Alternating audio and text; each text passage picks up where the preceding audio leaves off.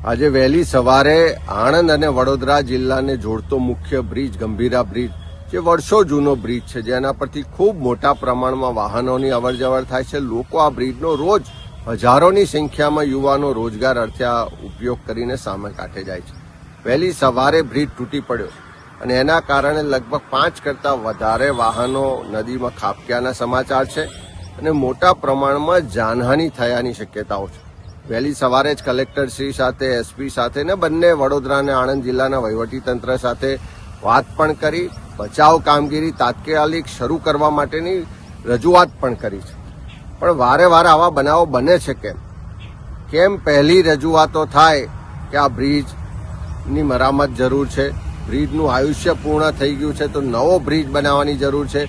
Bridge જો ભયજનક હોય તો એને બંધ કરવો જોઈએ, એની મરામત કરવી જોઈએ. સરકારી તંત્રની ગંભીર બેદરકારીને કારણે આ બનાવ બન્યો છે અને લોકોના જીવ ગયા છે. ત્યારે એવા સંજોગોમાં સરકાર આખા ગુજરાતમાં આવા બનાવો બને ત્યાર પછી જાગે છે. વહેલા કેમ નથી જાગતી? જો વહેલા જાગી હોત તો આ બનાવ ના બન્યો હોત, લોકોના જીવ જવાની જે શક્યતા છે, જીવ ના ગયા હોત.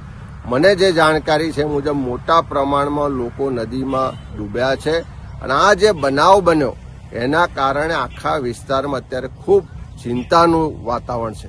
અમારા બધા જ કાર્યકરો, આગેવાનો, ત્યાં સ્થાનિકો પણ મદદમાં છે.